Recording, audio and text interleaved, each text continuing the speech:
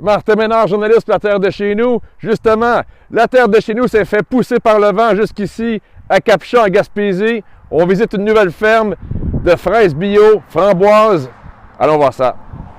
Pamela Benoît, copropriétaire de la ferme du Fort ici à Capcha. On s'est établi ici en 2020, en septembre 2020. On a commencé avec un tout petit peu de plants de fraises d'automne, parce que c'était les seuls qui étaient disponibles à ce moment-là. Donc, dès l'année suivante, 2021, notre première saison de production, on avait des petites quantités, mais on a commencé sur notre petite table à pique-nique, là, sur le bord de la 132, à vendre nos premiers paniers. La réponse locale a été incroyable. Quand on a parti ce projet-là, on s'était fait un plan d'affaires assez étoffé puis assez ambitieux. Puis on est hyper content et fiers de voir qu'on a quand même suivi, avec un travail acharné, on a quand même suivi ce qu'on avait mis dans ce plan d'affaires-là. Puis maintenant, ben c'est ça, on est rendu avec 1 hectare et demi environ, presque 2 hectares en fait de fraises bio. On a été certifié dès la 2e année de production, fait que ça, c'est quand même, ça s'est fait rapidement.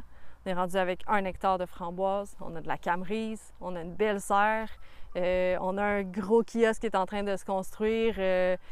Ça aussi, c'était un de nos gros projets. On est vraiment excités par ça. On espère que ça va devenir un 3 saisons un jour où on va pouvoir justement vendre notre transformation, nos bonnes pâtisseries, puis que ça devienne un attrait presque toute l'année. La fin de semaine, pour le marché public, on a des beignets aux fraises puis les scones aux framboises chocolat blanc qui sont comme nos indispensables. Ils sont faits vraiment tous les samedis et les gens en redemandent. L'hiver aussi, on essaie de faire ce qu'on appelle les samedis gourmands, des petits événements gourmands justement où on peut vendre nos confitures, notre ketchup maison, tous les produits qu'on transforme et des pâtisseries entre autres qui sont très appréciées et qui nous permettent de faire des revenus aussi à d'autres moments de l'année que durant l'été.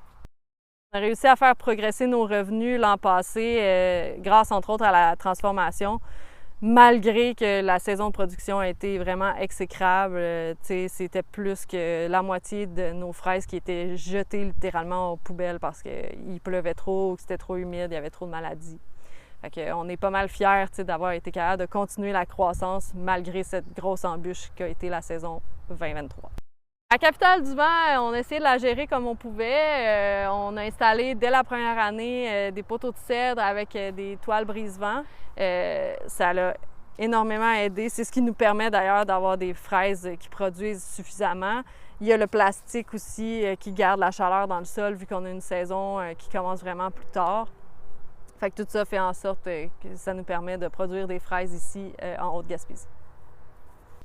Alors, on est ici dans la framboisière d'été.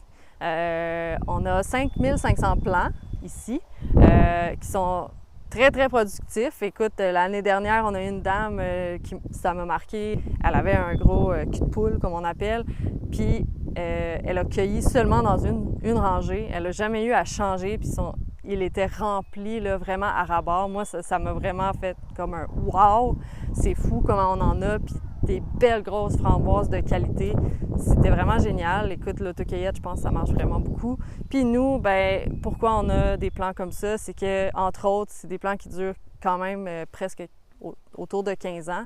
Fait que c'est sûr que pour avoir les remplacer chaque année, avoir un revenu qui est étendu sur quand même plusieurs années, c'est quelque chose de super intéressant.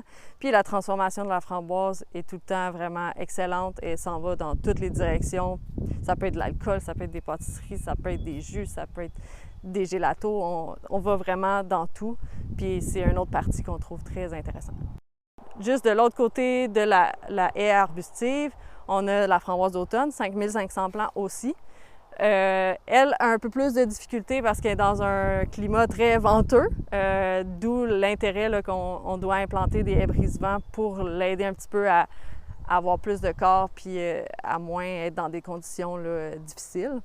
Mais ce qui est intéressant, c'est que l'année dernière, en octobre, j'avais des gens qui faisaient de l'autocueillette. Je gelais les mains, mais ils pouvaient cueillir, il y avait plein de framboises, fait que c'était vraiment cool parce que ça rend la saison encore plus longue que ce qu'on s'imagine tout le monde. Alors, on est ici dans le champ de camerise. C'est une nouvelle implantation qu'on essaie parce que, c'est un petit fruit émergent. C'est un fruit qui est nordique aussi, donc c'est bien adapté à la région dans laquelle on est. Également, c'est un fruit hâtif. Fait qu'on s'est dit, nous, on veut des fruits tout au long de notre saison de culture. Puis ça nous permet de commencer en force, puis après ça, de continuer avec la fraise, la framboise, etc. C'était tout du bois, toute la friche qu'il y avait ici. On a mis le jus de bras pour tout enlever ça et avoir une belle camérisière. On espère que ça va bien fonctionner, puis qu'on va avoir plein d'autocueilleurs qui vont se présenter. On est ici dans notre serre, on a des tomates, des concombres, et on fait un petit peu de production aussi de piments forts. Puis cette année, on a fait un petit test aussi pour les champignons, la culture de champignons. Si ça fonctionne bien, ça se pourrait qu'on en fasse un peu plus l'année prochaine, mais sinon, principalement concombres, tomates. Pourquoi une serre? Bien, déjà, on est très chanceux, on avait déjà la structure qui était ici en place, fait qu'on n'a pas eu ça à monter.